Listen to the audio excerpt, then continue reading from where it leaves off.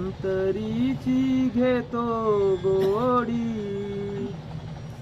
अंतरीची घेतो गोडी, पाहे जोडी भावाची, पाहे जोडी भावाची। देव सोयरा, देव सोयरा, देव सोयरा दिनांचा, देव सोयरा, देव सोयरा, देव सोयरा दिनांचा। आज आपल्या नलवडी वस्तीवरती होणाऱ्या अखंड हरिनाम सप्ताहाच्या 6व्या दिवसाची ही सेवा या ठिकाणी मी आपल्या समोर करत आहे। आणि मागील 28 वर्षापासून आपला हा अखंड हरिनाम सप्ताह सुरू आहे। या सप्ताहाच्या माध्यमातून अनेक प्रसिद्ध कीर्तनकार, प्रवचनकार आपल्या भागातील लोकांना त्यांचे कीर्तन प्रवचन ऐकण्यासाठी त्यांचा लाभ या ठिकाणी होतो आणि त्यातून धर्माची, परमार्थाची उंची वाढवण्याचं, त्याचबरोबर लोकांमध्ये चांगले विचार, सद्गुण आणि देवाबद्दल श्रद्धा, उपासना जोपासण्याचे या ठिकाणी काम होत आहे। खरं तर निवडलेला अभंग जगद्गुरु तुकाराम महाराजांचा आहे। त्यांच्या वैकुंठ गमनाला चालू वर्षी 375 वर्ष होत आहेत। म्हणजे या वर्षीचं हे जे तीज महोत्सव आहे हा वेगळा आहे। दरवर्षी तर तो होतोच, परंतु चालू वर्षी पुणे जिल्ह्यातल्या मावळ तालुक्यामध्ये जो बंधारा डोंगर आहे, भालचंद्र डोंगर आहे, तिथं छोटे माऊलींच्या मार्गदर्शनाखाली अतिशय मोठा असा उत्सव सुरू आहे। इथे शिवाजी महाराजांची आणि तुकाराम महाराजांची भेट झाली। या ठिकाणी महाराजांनी गाथा लिहिला आणि एक ज्ञानामृत या जगाला उपलब्ध करून दिला असा पवित्र प्रसिद्ध असलेला बंधारा डोंगर, या ठिकाणी हा बीजोत्सव सुरू आहे। 3 शतकं, त्रिशतकोत्तर असा हा बीज उत्सव होत आहे आणि हाच कार्यक्रम आपल्या इथे सुद्धा होत आहे। 28 वर्ष म्हणजे फार मोठा काळ आहे। जवळपास 2 तप होऊन आता 3ऱ्या तपाकडे वाटचाल सुरू आहे। आणि या प्रवचनाच्या माध्यमातून आपल्याला विश्वाला गवसणी घालणारं तत्वज्ञान महाराजांनी दिलं। त्यांच्या गाथेतून जर आपण पाहिलं तर जगाच्या ज्या वेगळ्या वेगळ्या वाईट अशा चालीरीती आहेत त्या लोकांच्या लक्षात आणून दिल्या। जे दांभिकत्व होतं, म्हणजे त्या काळामध्ये जे समाजामध्ये असं पसरलेलं दांभिकत्व होतं ते त्याच्यावर भाष्य केलं। आता हा सप्ताह घडवून आणणारी जी मंडळी आहे, तन मन धन देऊन ज्यांच्या माध्यमातून हा कार्यक्रम होत आहे, चांगली गोष्ट आहे। एकूणच आज आपल्या समोर प्रवचन रूपी सेवेसाठी घेतलेला हा अभंग आपल्याला देव काय पाहतो आपल्याकडे आणि त्यासाठी काय त्याच्या जोडीला आवश्यक आहे। आपण देवाची इच्छा जी आहे ती जर पूर्ण केली, देवाच्या इच्छेप्रमाणे जर आपण आपलं मन ठेवलं तर आपल्याला त्या ठिकाणी देव आपल्याला काय देतो, तर देव आपला सोयरा होतो। मग देव सोयरा झाल्यानंतर काय होईल, तर देव आपल्याला त्याच्यामुळे आपला शृंगार किंवा आपलं जे वैभव आहे त्याच्यामध्ये वाढ होईल आणि आपल्या वैभवातून आपण एक वेगळं व्यक्तिमत्व म्हणून या जगामध्ये वावरू। एवढंच होणार नाही तर देव आपल्याबरोबर जेवेल, देव जेवे सवे, म्हणजे आपल्याबरोबर देव जेवण देखील करेल। त्यावेळेस आपण देवाला प्रीतीचं प्रेम द्यावं किंवा प्रेम द्यावे प्रीतीचे। म्हणजे एकूणच हा अभंग महाराजांनी रस असा भक्ती रस दाखवणार आहे। याच्यामध्ये देवाला नेमकं काय अपेक्षित आहे, देवाकडे आपण भक्तिभाव जातो। आता अंतरंग म्हणजे काय, तर माणसाच्या आतमध्ये ज्या गोष्टी आहेत त्याला अंतरंग म्हणायचं। मग राग असेल, आनंद असेल, दुःख असेल किंवा आपल्या मनामध्ये ज्या ज्या भावना येतात त्या अंतरंगामध्ये येतात। बाह्यरंग कशाला म्हणायचं, घातलेली कपडे असतील, आपण ज्या गोष्टी आपल्या बाहेरच्या आहेत ज्या दाखवू शकतो, हातामधला मोबाईल असेल, डोळ्यावरचा चष्मा असेल, ह्या गोष्टी बाह्यरंगामध्ये येतात। देवाला आपण जेव्हा आळवतो किंवा देवाची भक्ती करतो तेव्हा देव आपल्याकडच्या बाह्य गोष्टी पाहत नाही, तर देव आपल्याकडच्या मनातल्या गोष्टी पाहतो। नेहमी आपण देवाला बाह्य रंगाने दाखवण्याचा प्रयत्न करतो किंवा जास्त गोष्टी करण्याचा प्रयत्न करतो। म्हणजे महाराज एका ठिकाणी म्हणतात, इच्छा चाड नाही न धरी संकोची काही, उदका नेले तिकले जावे, केले तैसे सहजची व्हावे, मोहरी कांदा उस एक वाफा भिन्न रस, तुका म्हणे सुख पिरा इच्छा पावी। एकाच शेतामध्ये लावलेली माणसं, एकाच शेतामध्ये लावलेली जी पिकं आहेत त्यांचा रंग वेगळा आहे, त्यांच्यामध्ये असलेली चव वेगळी आहे, आकार वेगळा आहे। म्हणजे ऊसाची चव वेगळी आहे, कांद्याची चव वेगळी आहे, मोहरीची चव वेगळी आहे, पण त्यांना मिळणारं जे पाणी आहे किंवा ज्या शेतात ते लावले ते शेत मात्र एकच आहे. तसं आपण सगळे एकाच जगामध्ये वावरत असतो, परंतु प्रत्येकाच्या अंतरंगामध्ये असणारी गोष्ट मात्र भिन्न भिन्न आहे. कोणाला प्रापंचिक सुखाची इच्छा असते, कोणाला परमार्थातल्या गोष्टी आवडतात, किंवा कोण अजूनही सुखाच्या मागे धावत असतो. म्हणजे प्रत्येकाच्या मनामधलं जे अंतरंग आहे ते आहे. जर आपल्याला आपलं अंतरंग समजलं नाही तर काय होईल? अशा बद्धजन काय जाणे नारायण, तरी इंद्रियांची सेवा पाहे आवडीचा हेवा. भ्रमले चावळे तैसे उचित न कळे, तुका म्हणे विषय अन्न नाशिले जैसे. म्हणजे जसं विष एखाद्या पवित्र गोड अशा अन्नाचा नाश करेल, किंवा भुंगा जो आहे तो जसा त्याला दिशा सापडत नाही, भिंतीला आदळतो, झाडाला आदळतो, किंवा घरातल्या इकडून तिकडे जातो, दिशाच कळत नाही, फक्त उडायचं आणि इकडून तिकडे भटकायचं एवढंच त्याचं काम सुरू असतं. तसं समाजामध्ये वागणारा माणूस हा जर अंतरंग त्यांनी समजून घेतला नाही, स्वतःमध्ये असलेल्या कमतरता किंवा स्वतःमध्ये असलेल्या ज्या उणीवा आहेत त्यांचा अभ्यास झाला नाही, तर तो त्या भ्रमरासारखाच इकडून तिकडे भटकत राहतो. भक्तीमध्ये आपल्याला श्रद्धा, प्रेम आणि प्रामाणिकपणा आवश्यक आहे. देवाची भक्ती करताना आपल्याला निष्कपटपणा, भक्तीमध्ये आपल्याला आत्मसमर्पणाची भावना दाखवणं गरजेचं आहे. जो नम्र होतो, भक्तीमध्ये पहिली जर कुठली मागणी असेल तर नम्रता आहे. नम्र झाला भूता त्याने कोंडियेले अनंता, हेची श्रोत्वाचे अंग हरी आणिला श्रीरंग. अवघा झाला पण लावण सकाळ, कारण तुका म्हणे पाणी पातळपणे तळा जैसे. म्हणजे पाणी जसं तळाला पातळ असतं तसंच वरती पण पातळ असतं. पाण्याचा गुणधर्म जशा रंगात टाकलं जाईल तसं त्या रंगाचं होतं. तसा तो माणूस जो परमार्थाच्या वाटेला आहे तो सुद्धा जसा परमार्थाचा आहे तसा संसारामध्ये सुद्धा पाहायला मिळतो. म्हणजे जसे आपले अंतरंग आहे तसंच आपल्याला राहावं लागतं. म्हणून देवाची भक्ती करत असताना आपल्याला देवाशी सख्य हवा आहे. देव आपल्याला आपला करून घ्यायचा आहे, देवाशी आपल्याला नातं जोडायचं आहे. मग त्यासाठी असं आहे का की किती मोठी यात्रा केल्यानंतर देव आपल्याला प्रसन्न होईल, किती मोठं नारळांचा ओझ देवाच्या पुढे टाकल्यानंतर देवाला प्रसन्न करून घेता येईल. हा खर्च वायफळ आहे. या गोष्टी आपल्याला देवापर्यंत नेणाऱ्या नाहीत तर ह्या कर्मकांडामध्ये येतात. गाडगे बाबा काय म्हणतात की खरा देव कुठे आहे?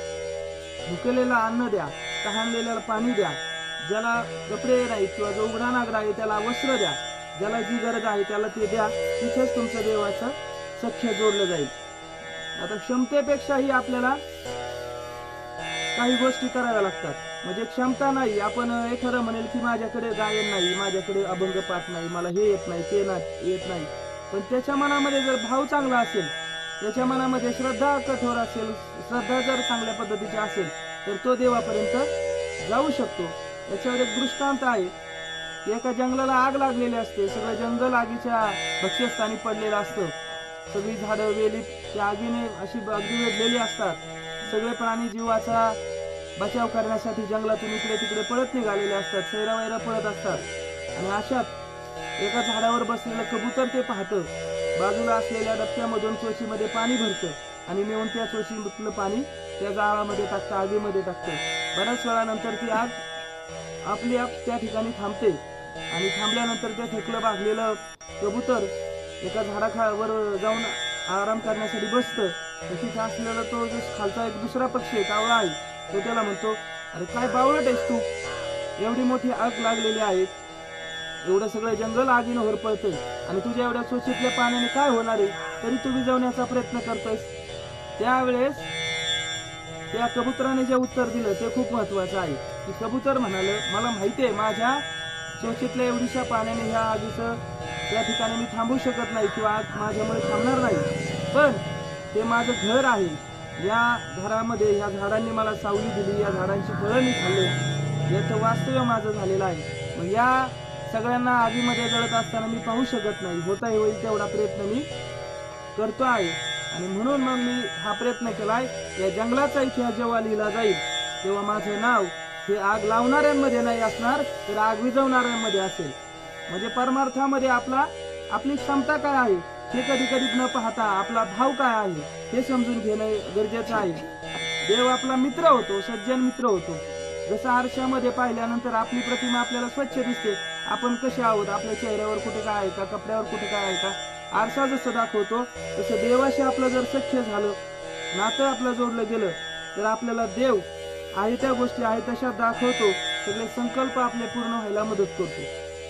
म्हणून महाराजांनी देव आपल्याला कुठं शोधायला सांगितलाय? तीर्थी धोंडवा पाणी देव रोकडा सज्जनी, मिळाली संत संग समर्पिता भले अंग, तीर्थी भाव फळे येथे आनाड ते बळे, तुका म्हणे पाप गेले गेल्या ताप, गेले गेल्या कळे ताप. म्हणजे तीर्थाला जाऊन यात्रा करून आपण देवाला भेटूच असं नाही, परंतु जे सज्जन माणसं आहेत त्यांच्यामध्ये रोकडा अगदी 15 रुपये आपल्याला देवाच्या रूपामध्ये त्यांच्या रूपामध्ये दिसेल. म्हणून देव अंतरीचा भाव पाहतो. आपल्याला हरिपाठामध्ये सुद्धा आपण वेळा म्हणतो, भावे विना भक्ती, भक्ती विना मुक्ती, बळे विना शक्ती बोलू नये. म्हणजे तुमचा भाव देवाचे, आता भाव म्हणजे इथं हा भाव घ्यायचा नाही लक्षामध्ये की कांद्याचे भाव चढले, साखरेचे भाव उतारले, ऊसाचे भाव उधारले. भाव याचा अर्थ आपण देवाशी जोडलेला आपलं अंतरंग, आपल्या मनामध्ये देव किती आहे. तर देव मनामध्ये बसावा असं वाटत असेल तर आतमध्ये देवाला जागा करावी लागेल. आता आपलं मन, आपलं हृदय हे संसारातल्या भौतिक गोष्टींनी फुल भरलेले, वेगवेगळ्या गरजा असतील, संसारातले प्रश्न असतील, हे सगळे आपल्या पुढे उभे ठाकलेले. ते जोपर्यंत आपण सोडत नाही, ते जोपर्यंत आपण बाजूला करत नाही, तोपर्यंत आपल्याला देवाला जागा करता येणार नाही. म्हणजे कमंडलू पाण्याने भरलेला आहे, बरोबर. हा भरलेला कमंडलू जर या ठिकाणी मोकळा करायचा असेल तर ओतून द्यावा लागेल, त्याशिवाय दुसरं पाणी त्याच्यामध्ये भरता येणार नाही. त्या पद्धतीने हृदय जर आपलं संसाराच्या ऐच्छिक गोष्टींनी भरलेलं आहे, ही गोष्टींमध्ये त्यांनी जागा त्यांनी धरलेली, तर आपल्याला देवाला हृदयामध्ये सामावायला त्या ठिकाणी करावं लागेल. आपल्याला आधी देवाला शरण जावं लागेल. अजून एक दृष्टांत आहे की देव हा हाकेला धावून येतो. एका झाडावरती पक्षी 2 व्याले, महाराजांनी खूप छान उदाहरण दिलेलं आहे की 2 पक्षी व्याले एका झाडावरती, आणि झाडावरती त्यांनी छान त्यांचं घरटं वगैरे बनवलं होतं, आणि त्या घरट्यामध्ये ते पक्षी राहत असताना तिथे एक पारधी आला. त्याने हातातला बाण त्या पक्षावर त्याचा नेम धरला आणि हातात जो बहिर्ससाना होता तो वर सोडून दिला. आता तिथे घरट्यात बसलेला जो पक्षी आहे तो विचार करायला लागला की वर तर उडून गेलो तर वर त्या पारध्याने सोडलेला बहिर्ससाना आपल्याला सोडणार नाही, जागेवर बसून राहिलो तर आपल्याला या पक्षाचा बाण मारेल. मग अशा वेळेस काय करायचं?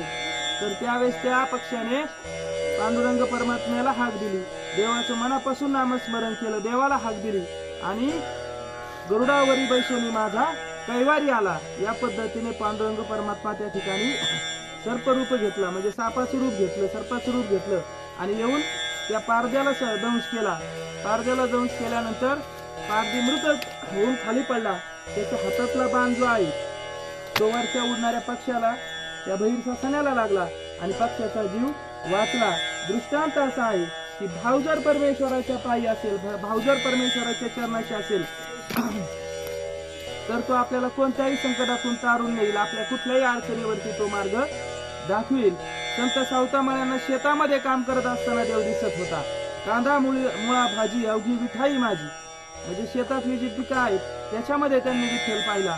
अगदी देवाने, म्हणजे आता आपण सुद्धा शेतामध्ये जेव्हा ऊस खायला जातो, ऊसाच्या फळामध्ये गेल्यावर ऊस तोडलेला असो किंवा उभा असो, आपण नेमकं कोणतं टिपरं पाहतो?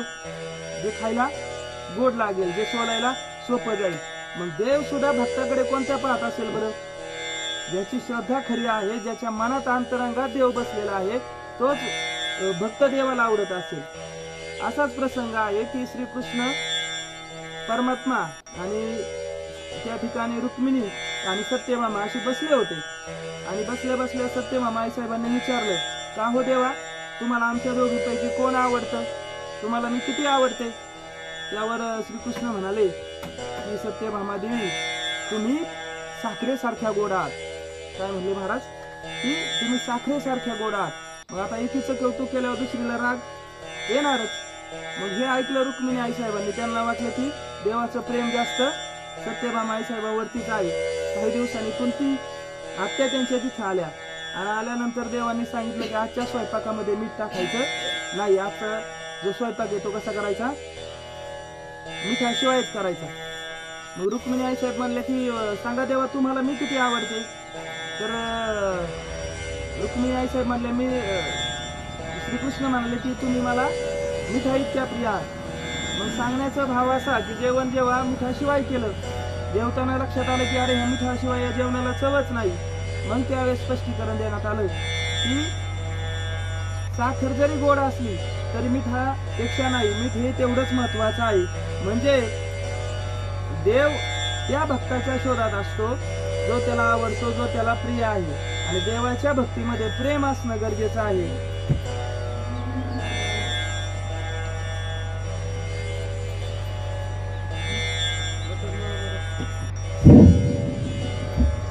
हॅलो.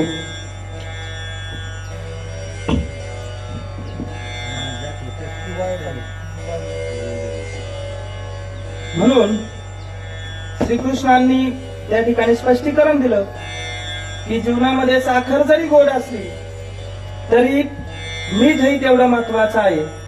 म्हणून देवाच्या भक्तीमध्ये प्रेम असणं गरजेचं आहे.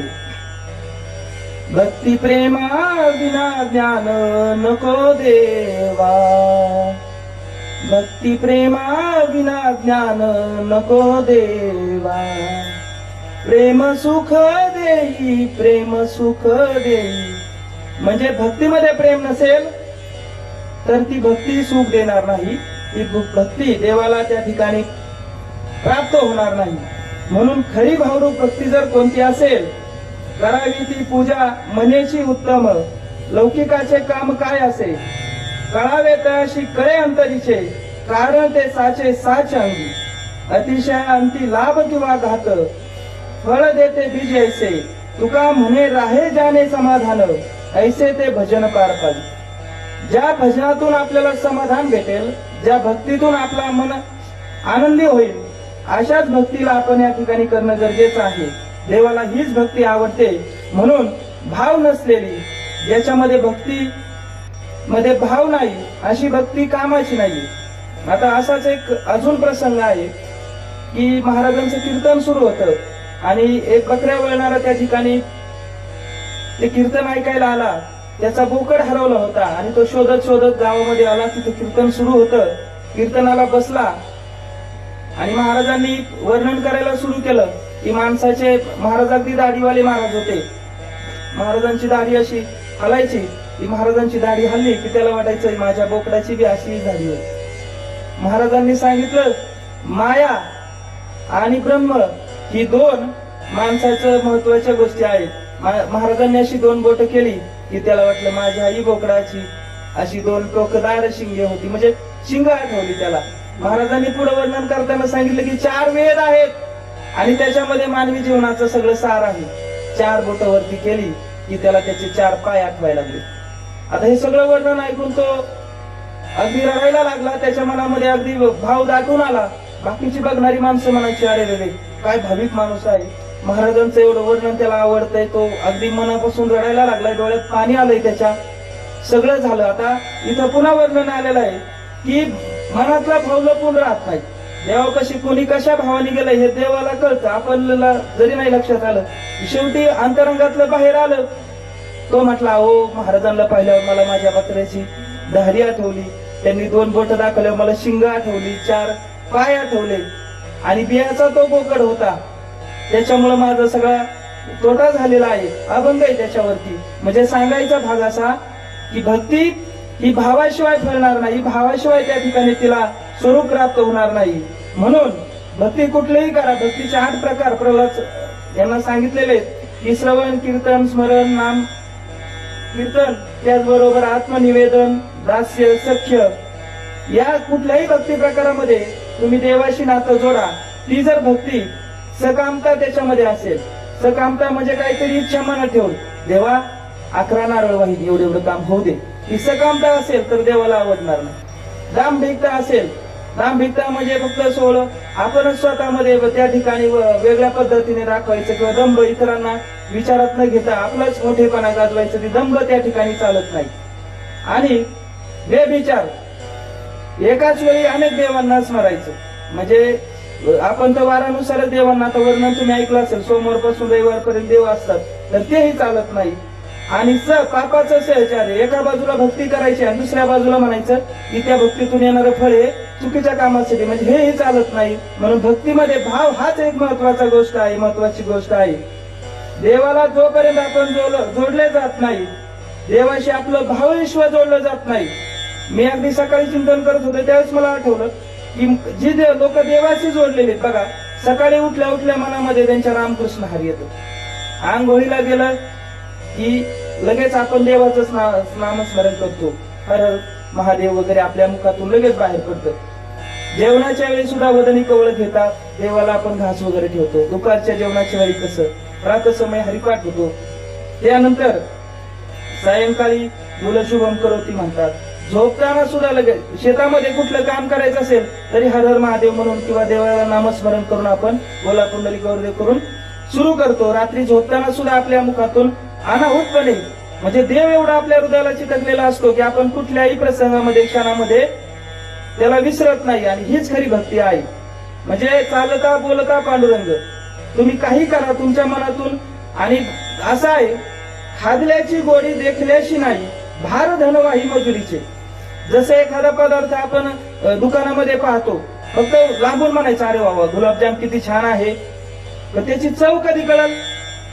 ज्यावेळेस तो खाल्लाय त्यावेळेस कळेल. खाऊन तो खाऊ आपण त्यावेळेस त्याची चव आपल्याला कळेल. तसं भक्तीचं आहे, जोपर्यंत तुम्ही भक्तिरसात उतरत नाही, भक्ती तुमच्या मनामध्ये तिचं रूप घेत नाही, तोपर्यंत ती भक्ती ही तुम्ही सांगू शकत नाही. कुणाची भक्ती किती त्या ठिकाणी प्रमाणात आहे किंवा तिचं मोजमाप त्या ठिकाणी होऊ शकत नाही. स्वतः ते अनुभवावं लागतं. महाराजांच्या जीवनामध्ये जर प्रसंग अनुभवले तर किती त्यांच्यावर दुःख ओढावलं. वैराग्य कसं आलं असं विचारलं तर महाराजांनी अभंगामध्ये वर्णन केलेले तुकाराम महाराजांनी की दुष्काळात धन गेलं, आई वडील गेले, पत्नी गेली, प्रिय संतू नावाचा मुलगा गेला, जे काय होतं नव्हतं ते सगळं या प्रपंचातलं देवा माझं गेलं. आणि मग मला तुझ्याशिवाय या ठिकाणी काही महत्वाचं नाही वाटत, किंवा या जगात तू सोडून एक काय खरा आहेस असं मला वाटत नाही. म्हणून देवाशी एकरूप झाले. आणि माऊली तर म्हणतात, दर्पण पाहता रूप न दिसे हो आपुले, बाप रखुमा देवीवर मजा ऐसे केले. आरशात जरी मी पाहिलं ना तरी मला माझं रूप दिसत नाही, मला माझ्या जाग्यावरती साक्षात पांडुरंग परमात्मा दिसतोय. म्हणजे इतकं देवरूप होणं, इतकं अंतरंगामध्ये देवाला सामावून घेणं हे खऱ्या अर्थाने संतांनी केलेलं आहे. म्हणूनच त्यांच्या भक्तीमधला जो भाव आहे, तो अंतरंगामधला जो भाव आहे, तो देवाला आवडला आणि देवाने त्यांना जवळ केलं. बरं, आता बऱ्याचदा आपल्याला बऱ्याच जणांना वाटतं की देव का दिसत नाही, देव का प्राप्ती होत नाही. मी तर एवढी भक्ती करतो, कीर्तनात येऊन बसतो, प्रवचनात बसतो, किंवा अजून माझा उपवास चालू आहे, हे गोष्टी आहे, देव का मला दिसत नाही. अति मूढ त्या दृढ बुद्धी असेना, अति काम त्या राम वसेना, अति लोभ त्या क्षोभ होई जाना, अति विषयी सर्वदा दैनवाना. कारण भाव, ज्याच्या मनात मूढ आहे म्हणजे बुद्धीनेच कमी आहे त्याला कसा देव दिसेल. ज्याच्या मनात रामाऐवजी काम आहे त्याला कसा देव दिसेल. ज्याच्यामध्ये लोभ आहे, मोह माया इतकी त्याला पकडून ठेवलंय तिने की तो क्षोभ त्याला सोडवत नाही, देवाकडे तो कसा जाईल. आणि विषय कायम आवडतो, अतिविषयी सर्वदा दैन्यवाना. अतिविषय म्हणजे काही करा, त्याच्यामध्ये देव नसेल तर तो त्या ठिकाणी महत्वाचा होत नाही. या सगळ्यामध्ये कारण आहे देव. म्हणून देव जर पावायचा असेल तर मनामध्ये भाव असणं गरजेचं आहे. एका सुंदर गीतामध्ये आलेला आहे, मनी नाही भाव म्हणे देवा मला पाव, मनी नाही भाव म्हणे मला देवा पाव, देव अशाने पावायचा नाही र, देव बाजारचा भाजीपाला नाही र. दगडाचा देव त्याला पाण्याचं भेव, सोन्याचा देव त्याला चोराचं भेव, लाकडाचा देव त्याला अग्नीचं भेव, देव अशान पावायचा नाही र, देव बाजारचा भाजीपाला नाही र. म्हणजे देव आपल्याला जर हवा असेल, देवरूप आपल्याला हवा असेल तर भाव आपल्या मनामधला काय आहे हे आधी ओळखावं लागेल आणि त्यानंतरच देवाला आपल्याला करावं, आपलंसं करता येईल. मग देवाशी आपलं नातं जोडलेलं आहे.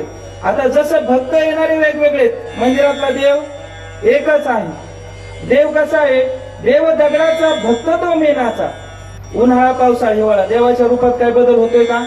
नाही. एकी दोहींचा विचार कैसा, खरेपणा नाही देवाचे ते ठाई, भक्त भाविक तो काही दोन्ही एक.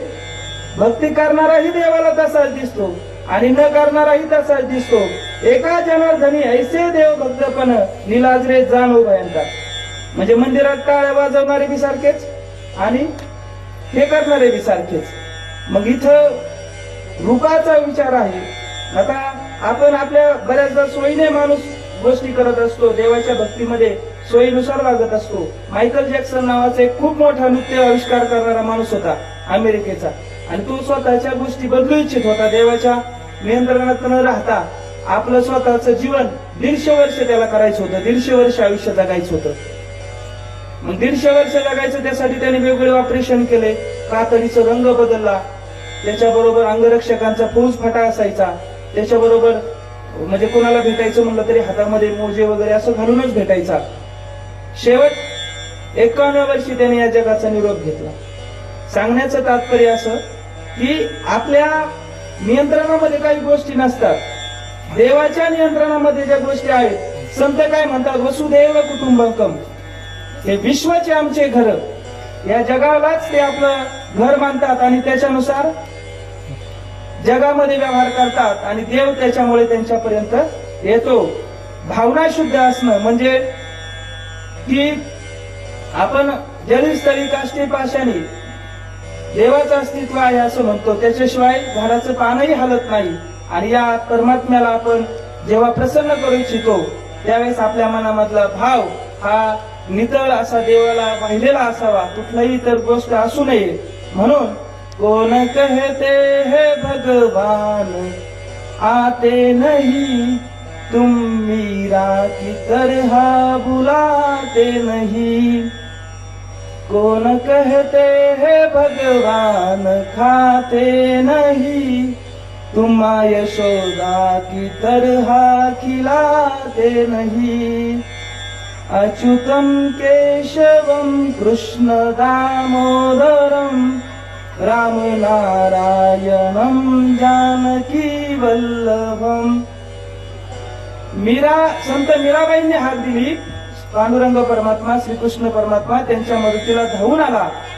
यशोदा मातेने त्यांना खाऊ घातलं, तिच्या हातचं देवाने आनंदाने खाल्लं. मग मनापासून जर हाक मारली तर देव हा भक्ताच्या हाकेला धावतो. त्यामुळे भक्ती सुख नेणे अधिकार, पंडित वाचका ज्ञानी अशी, आत्मनिष्ठ झाले जीव मुक्त, तरी भक्ती सुख दुर्लभ. तुका म्हणे कृपा करील नारायण, तरीच हे वर्म पडेल ठाई. तुम्ही जोपर्यंत भाव देवाला देत नाहीत, तुमच्या अंतरंगामध्ये देवाला साठवत नाही, तोपर्यंत तो कृपा करणार नाही. आता जीवनामध्ये आपलं जे पहिलं दैवत आहे, आता मुलं आलेली बरीचशी, ही पहिले दैवत कोणतं? मातृपितृ दैव भव. आपल्याला आपल्या आई वडिलांना त्या ठिकाणी मातृपितृ दैव भव, देवाच्या जागी त्या ठिकाणी आपल्याला नेहमी वंदन त्यांना करायला हवं. म्हणून आई, तुम्ही सकाळी उठल्याबरोबर आई वडिलांचं दर्शन घेता का? घ्यायला पाहिजे. कारण बाबांनो, या जगामध्ये जेव्हा आई जाते तेव्हा तुमच्या डोक्यावरचं सगळं छत्र जातो. बाप जातो तेव्हा जगातला सगळा आधार जातो. जगाच्या या पसाऱ्यामध्ये बापा एवढी काळजी घेणारं दुसरं कोणी नाहीये. आईचं वर्णन करताना एका गीतामध्ये आलेले, अंबरून वासर आले चाटती जवा गाय, तवा मले तिच्यामध्ये दिसती माझी माय, दिसती माझी माय. म्हणजे आईचं वर्णन करताना एका दैवताच्याही पलीकडे जाऊन करता येईल, किंवा बापासाठी म्हणता येईल, मुकी मुकी माया त्याची मुकी घाल मेल, मुकी मुकी माया त्याची मुकी घाल मेल. घडीभर तू थांब गड्या, ऐक त्याची धापर, लई अवघड आहे गड्या, उमगाया बापर, उमगाया बापर.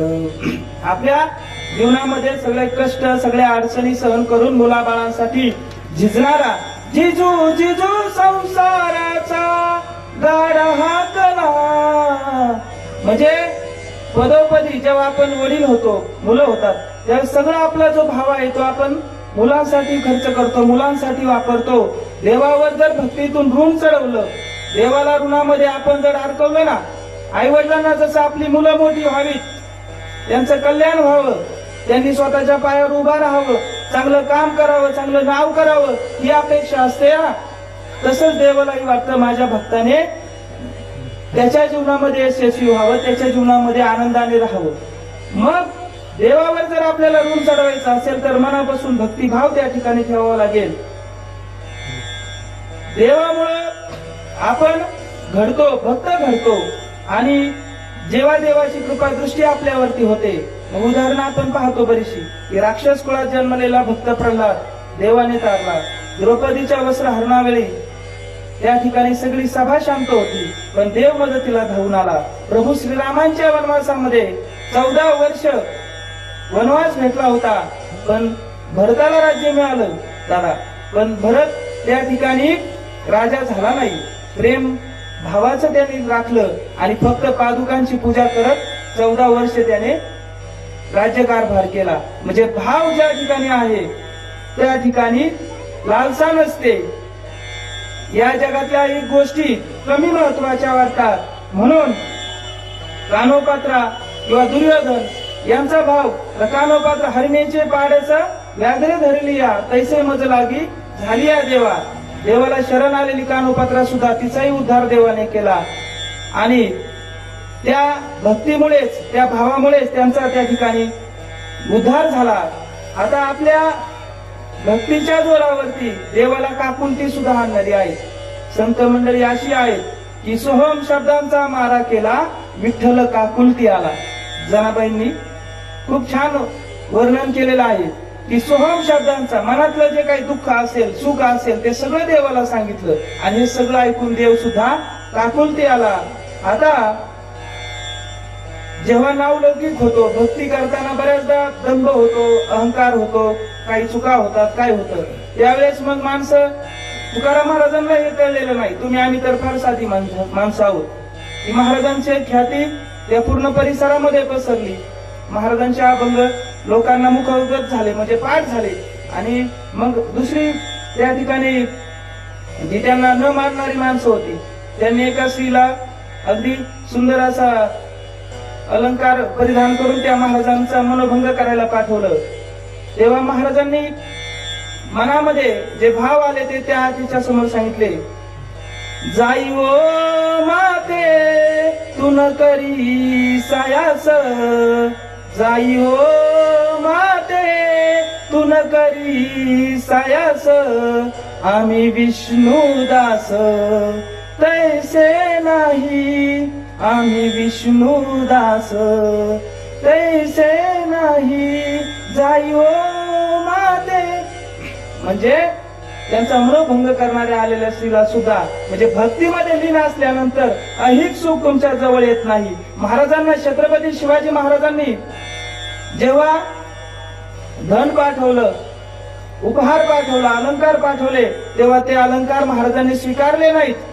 महाराजांनी सांगितले, हे सगळं जे आहे ना ते आम्हाला पाषाणासारखे, मृतिकेसारखं आहे, आम्हाला हे धन नको महाराज तुमचं. आमच्याकडे जे शब्द आहेत ना, आमच्या मनामध्ये जी देवाची भक्ती आहे ना, तीच खरी आमची श्रद्धा आहे, तेच आमचं खरं धन आहे. म्हणून महाराज म्हणतात, आम्हा घरी धन शब्दांचीच रत्ने, शब्दांचीच शास्त्रे यत्ने करू, शब्दाची आमच्या जीवाचे जीवन, शब्द वाटू धनजन लोका. तुका म्हणे पहा शब्दाची हा देव, शब्देची गौरव पूजा करू. महाराजांच्या मनातला जो भाव होता, जे वैभव होतं, ते शब्द रूपाने, अभंगाच्या रूपाने देवावरती त्यांनी अर्पण केलं. देवाचं नामस्मरण केलं, वर्णन केलं, आणि रचलेल्या कितीतरी अभंगांना फक्त आणि फक्त या संसारातल्या सुख दुःखांशिवाय देवाच्या वर्णनासाठी त्यांनी रचलेला आपण पाहतोय. म्हणून महाराज अभंगाच्या पहिल्या चरणामध्ये म्हणतात, अंतरीची घेतो गोडी, पाहे जोडी भावाची. म्हणजे देव अंतरंगाची गोडी घेतो, आणि त्या अंतरंगामध्ये तुम्ही किती भाव आहे, तुमच्या मनामध्ये देवाबद्दल किती भाव आहे हे सांगतो. आणि हे सगळं अर्पण केल्यानंतर म्हणजे अंतरंगामध्ये देव वसवला, भाव आपला देवाप्रती अर्पण केला, तर काय होईल? देव सोयरा, देव सोयरा, देव सोयरा दिनांचा. जर तुम्ही देवाला खरा भाव दिलात, जर देवाबद्दल तुम्ही खरं प्रेम ठेवलं, तर देव तुमचा सोयरा होईल. आता सोयरा कोणाला म्हणतात? जो आपली सोय लावतो. आता सोय लावणं म्हणजे काय? की आता देवाकडे जर पाहिलं तर देवाने आपली काय सोय लावली? देवाने आपल्याला प्रकाश दिलाय. जसं आता लाईट नाही तर आपण जनरेटरला डिझेल लावतोय, तसं सूर्याचं कधी बिल आलंय का आपल्याला?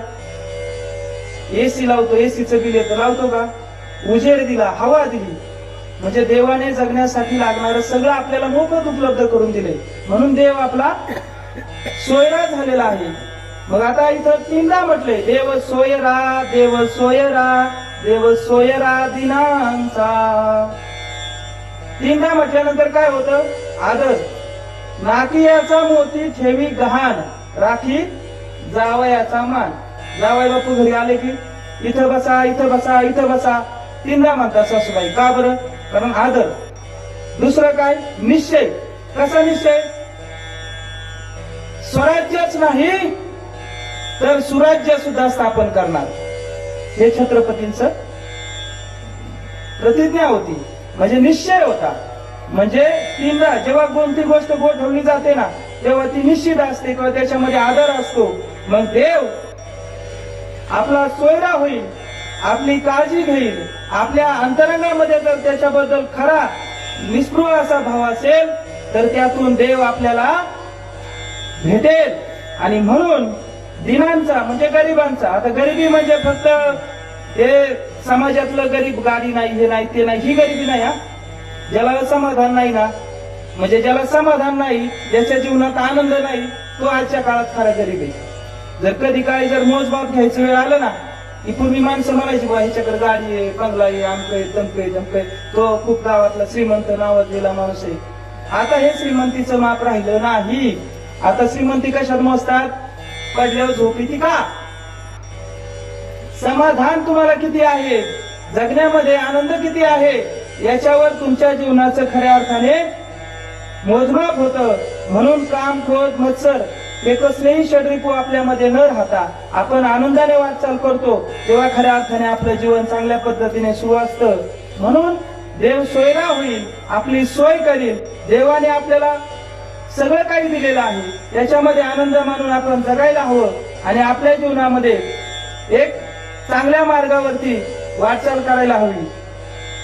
आता पुढे महाराज म्हणतात की आपुल्या वैभवे शृंगारावे निर्मळ. आता देवाने कोणतं वैभव आपल्याला दिले? मुख दिले. त्याने आपण देवाचं नाव घेतलं पाहिजे. म्हणजे देव सोयरा झाल्यानंतर आपल्याला आता देवच पाहू नाही, समजा देवच सोयरा झालाय. जसं आपल्या गावामध्ये आपण अमुक अमुक पदावरची व्यक्ती आमचा नातेवाईक आहे, जसं गावामध्ये कुणी एखाद्या पदावरती आहे, आपण म्हणतो हा हे आमचे पाहुणे, ते काम होऊन जाईल. मग देव सोयरा झाल्यानंतर काय मिळेल आपल्याला? की आपल्याला जे वैभव मिळणार आहे, देवाच्या भक्तीमध्ये आपण नामस्मरण करू, आपल्या मुखाने त्याचं वर्णन करू, कौतुक करू, कीर्ती गाऊ. त्यावेळेस त्या देवाबद्दल आपल्याला जी वैभवाची एक इच्छा त्या ठिकाणी होणार आहे, आपल्या मनामध्ये वैभव त्या ठिकाणी वाढणार आहे. तसं पाहिलं तर वैभवामध्ये आपण ऐच्छिक गोष्टींचा समावेश करतो. शृंगारावे म्हणजे नटावं. आता नटायला प्रत्येकाला आवडतं, मग चांगली कपडे, बूट, चष्मा अशा गोष्टी घातल्या की आपलं वैभव वाढलं असं आपण समजतो. पण हे खरं दररोजचं सौंदर्य वाढवण्यासाठी आपण ज्या गोष्टी करतो ना, त्या गोष्टी खऱ्या शृंगाराच्या नाही. खरं वैभव आपलं हे नाही. खरं वैभव आपलं आहे सुख आहे, शांती आहे, समाधान आहे, आनंद आहे. आणि या वैभवाने आपण गंगाजला इतकं, गंगाजलाला पवित्र आणि निर्मळ म्हटलं जातं. बाह्य स्वच्छता, आता मध्ये उज्जैनला मेळा झाला की लोक स्वच्छ शुद्ध व्हायला गेली, बाहेरची स्वच्छता झाली, पण अंतर्मनाची स्वच्छता झाली असेल का हो? अंतर्मनाची जोपर्यंत स्वच्छता होत नाही, मनातले विकार जोपर्यंत बाजूला जात नाहीत, वाणीमध्ये मधुरता येत नाही, भक्तीमध्ये देव नाही, शरीरामध्ये देवाप्रती आसक्ती नाही, तोपर्यंत शुद्धता झाली असं म्हणता येणार नाही. म्हणून देव सोयरा होईल, तो दिनांचा होईल आणि ज्यावेळेस देव तुमचा सोयरा होईल, तो सोयरा होऊन तुम्हाला काय देईल? गोड तुझे रूप देवा, गोड तुझे नाम, देई माझ सदा, देई माझ सर्व काळ प्रेम, गोड तुझे रूप देवा, गोड तुझे नाम. देव सोयरा झाल्यानंतर त्याचं गोड रूप आपल्याला प्रेम देईल, आनंद देईल. अशा पद्धतीने महाराज अभंगाच्या दुसऱ्या चरणामध्ये म्हणतात, आपुल्या वैभवे शृंगारावे निर्मळ. वैभव देवाच्या जवळ गेल्यानंतर मिळणार आहे आणि अहित सुखापेक्षाही पलीकडे जाऊन ज्या सुखाने कधीही असा न मिटणारा अविट असा आनंद मिळेल ना, तो अविट मिळणारा आनंद आपण घ्यावा. आता तुकोबाराय काय म्हणतात, देह देवाचे मंदिर, आत आत्मा परमेश्वर, तुका म्हणे धन्य झालो, आज विठ्ठल भेटलो. हा देह आहे ना, नरदेह, हाच देवाचं मंदिर आहे. याच्यामधला आत्मा जो आहे तो परमेश्वर आहे. मी धन्य झालो, मला हे शरीर मिळालं, आज मला विठ्ठल भेटला, कारण मी माझ्या शरीराला ओळखलं. देव पहावयासी गेलो, देव होऊन आलो. म्हणजे देवाच्या भक्तीमध्ये मी स्वतःला एवढं वाहिलं की मलाच देवपण प्राप्त झालं. देवाशी आपलं नातं जोडलं गेलं की आपणही देवच होतो. कारण की या शरीरामध्ये सुद्धा पांडुरंग परमात्माच वास करत असतो. निष्कलंक असं व्यक्तिमत्व असावं. चित्र लावलं होतं एका चौकामध्ये आणि गावामध्ये सांगणं, त्याच्या खाली सूचना लिहिली की ह्या चित्राखाली असं लिहितं की ह्या चित्रात जेवढ्या बरोबर गोष्टी आहेत तेवढ्या सांगा. इथं बाजूला वही ठेवली, ती पेन ठेवली, ह्या चित्रातल्या तुम्हाला जाणवत असलेल्या चुका सांगा. वही बरोबर विचारलं होता की या चित्रात काय बरोबर आहे ते सांगा. तर ती वही 4 दिवस 5 दिवस तशीच होती चित्रापाशी. एकही माणसाने काय लिहिलं नाही. 2-3 दिवसांनी चित्रकाराने असं सांगितलं की ह्या चित्रात काय चुकलंय तेवढं लिहा. मग ती वही पण पुरली नाही 2 दिवसात.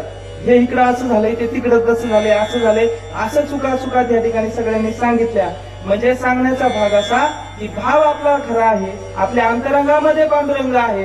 तर कोण काय म्हणतं, कोणाचे काय विचार येतात हे त्या ठिकाणी महत्वाचं नाही. आपल्याला अगदी महाराजांची गाढवावरून दिंड काढली. हो, तुकाराम महाराजांना गाढवावर बसून गावातून दिंड काढली.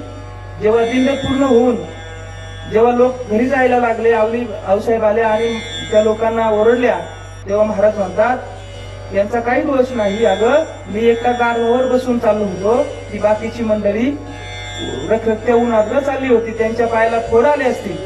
म्हणजे भाव कसा असतो. त्यांनी आपल्याला काय दिलं याचा विचार न करता आपण त्यांना काय देतोय त्या भावाने आपण त्या ठिकाणी राहायला हवं. पवित्र तो देश, पवित्र ती माती, जेथे हरीचे दास जन्म घेते. जिथं देवाचे पूजन अर्चन करणारी माणसं आहेत, जन्माला येतात, त्या भूमीला पवित्र म्हटलेलं आहे महाराजांनी. त्या भूमीमध्ये आपण सगळेजण जन्माला आलो. आपला महाराष्ट्र, आपला भारत देश ही संतांची भूमी आहे. साधू संतांनी या मातीचं सोनं केलेलं आहे. जेव्हा इथं सगळ्या गोष्टी वाईट घडत होत्या तेव्हा साधू संतांनी अमृत लोकांना दिलं, ज्ञानामृत दिलं. आणि त्या ज्ञानामृतातून मूळ जन चांगल्या मार्गाने सद्विचाराने जीवन त्यांचं जगत राहिले. आणि तीच वाटचाल पुढे, तोच वारसा असा कीर्तनातून प्रवचनातून आजही सुरू आहे. आता तुम्ही म्हणाल ही भक्ती शिकवता येते का? म्हणजे प्रवचन कीर्तनातून भक्ती शिकवली जाते, तर ही चूक आहे. कारण भक्ती ही शिकवायची गोष्ट नाहीये. प्रवचन आणि कीर्तन ही एक भक्तीच आहे. जसं जमेल, ज्या पद्धतीने जमेल ती केली जाणारी भक्ती आहे. भक्ती शिकवावी लागत नाही.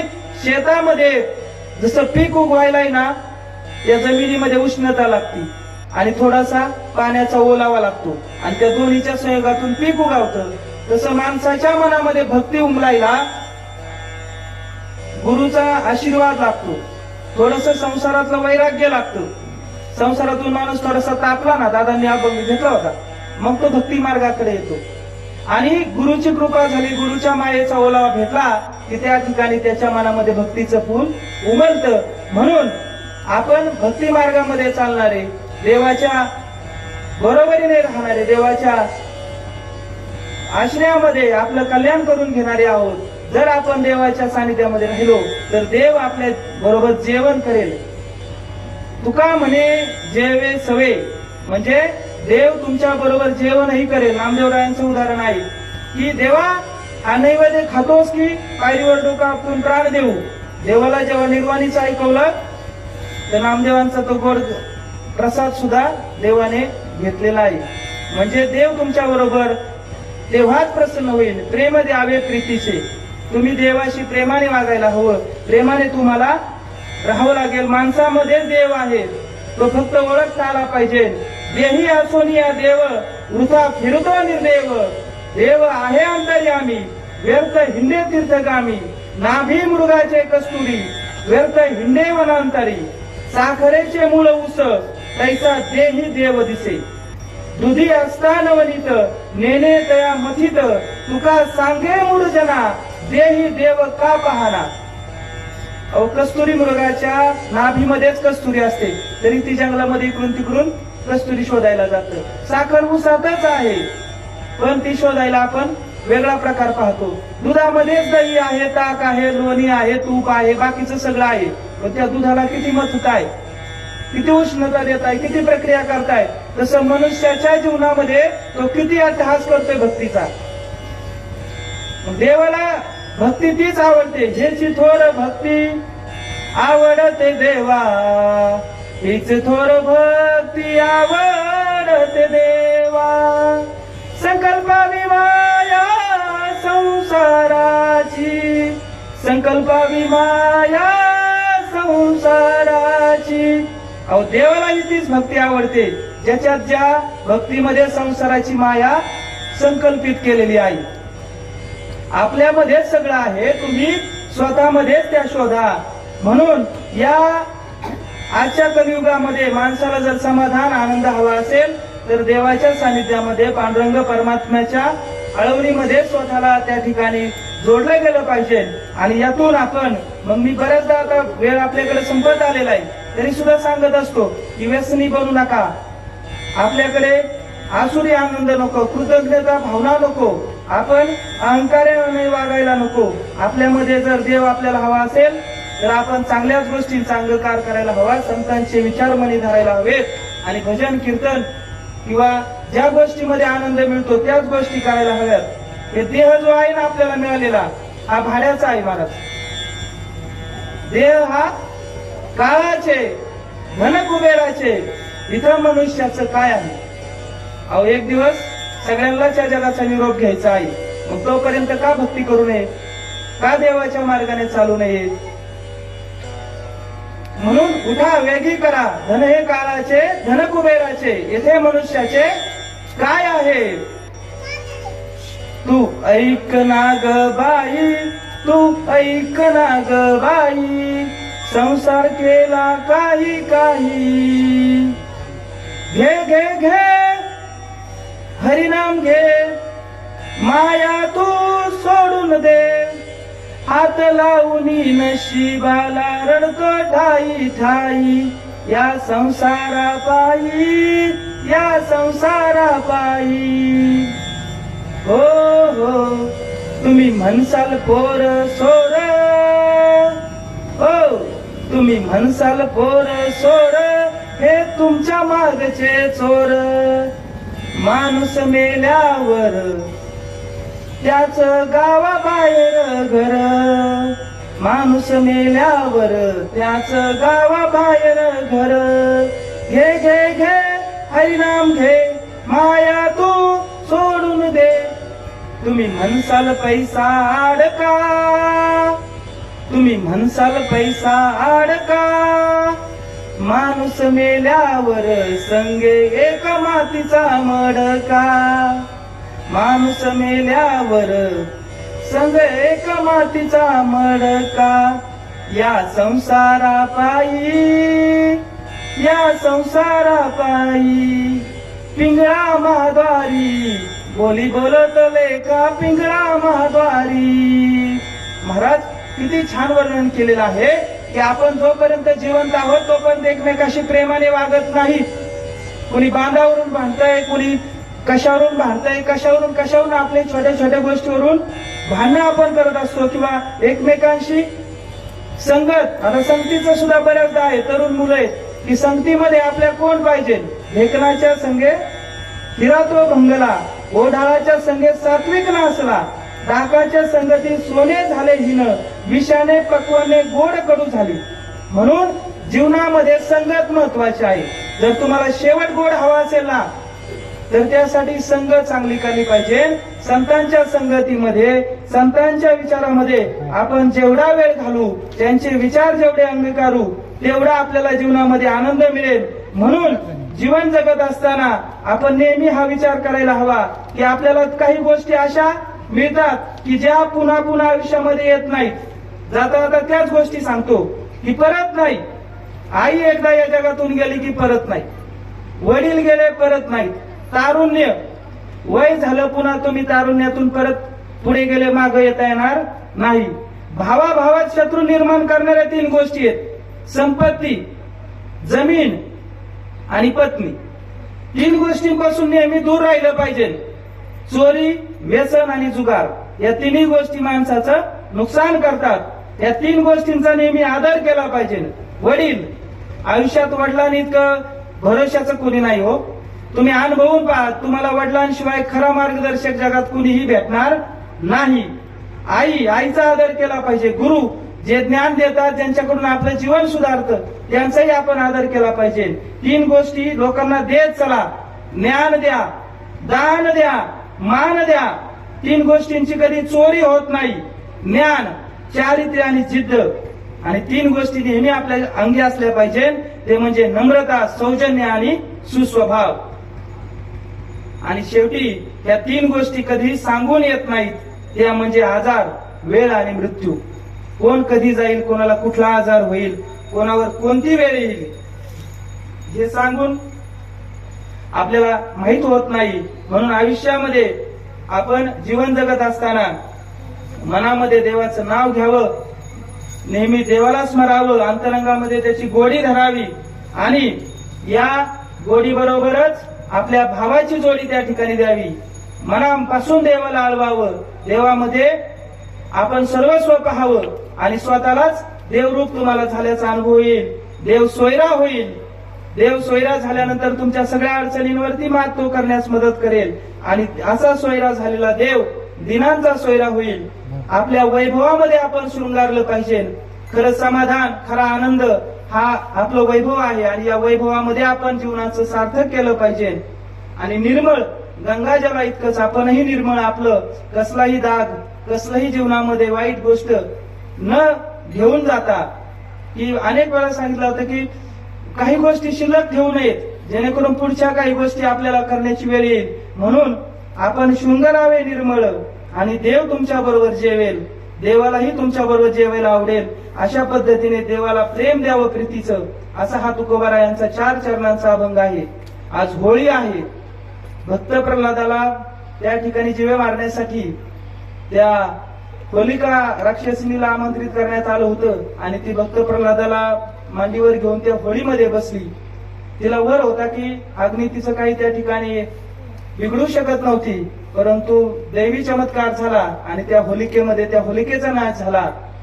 या होलीच्या अग्नीबरोबरच आपल्यामधले सुद्धा जे षड्रिपू आहेत, काम, क्रोध असेल, मत्सर असेल, द्वेष असेल, या भावनांचा नाश हो आणि जीवनामध्ये आपण सुद्धा भक्ती मार्गामध्ये येऊन देवाचं नामस्मरण करून अगदी भक्ती मार्गाच्या वाटेने जाऊन आपल्या जीवनाचं कल्याण करून घ्यावं, अशा पद्धतीची पंढरीच्या पांडुरंगाच्या चरणी प्रार्थना करतो. आणि आता हे सगळं सोयऱ्यांच्याच गावामध्ये, सगळं मामांच्याच पुढे सगळं हे आजचं प्रवचन झालेलं आहे. तुमच्याकडूनच आम्ही शिकलो आहे आणि गुरुलाच आरसा दाखवणं किंवा सूर्यालाच आरसा दाखवणं असं आजचं हे प्रवचन होतं. पण मला पामराला तो अधिकार नाही आपल्याला काही उपदेश किंवा मार्गदर्शन करण्याचा. पण तरी सुद्धा झालेल्या सेवेमध्ये जे काही बरोबर आलेलं असेल ते पांडुरंगाचं, संत तुकाराम महाराजांचं जे चुकलं असेल ते माझ्या बुद्धीची गरिबी मी म्हणतो, किंवा मला आपण सगळे माफ कराल असं मी आपल्या सर्वांना साकडं घालतो. आपल्या सर्वांच्या चरणी नतमस्तक होतो, पंढरीच्या पांडुरंगाच्या चरणी नतमस्तक होतो आणि सेवेला पूर्ण विराम देतो. विठ्ठल विठ्ठल विठ्ठल.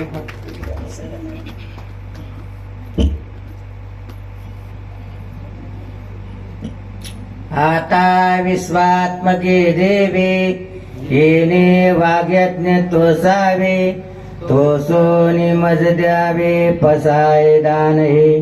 जे खळांची व्यंकटी सांडो, तया सत्कर मिरती वाढो. होताम परस्परे पडो मैत्र जीवांचे, दुरितांचे तिमिर जावो. विश्व स्वधर्म सूर्य पाहो, जो जे वांछील ते लावो प्राणिजात. वर्षत सकळ मंगळी, ईश्वर निष्ठांची मांद्याळी. अनवरत भूमंडळी भेटतोया भूता. चला कल्पतरूचे आरव, चेतना चिंतामणीचे गाव. बोलती जे अर्णव पिळशाचे, चंद्रमे जे अलांछन. मार्तंड जे तापहीन, ते सर्वाही सदा सज्जन. सोयरे होतो किंबहुना सर्व सुखी, पूर्ण होनी ती लोकी. भजी जीवादी पुरखी अखंडित, आणि ग्रंथ उपजवे विशेष लोकी. दृष्टांदृष्ट विजयी होवाविजी, ते तमणे श्री विश्वेश्वराव. हा होय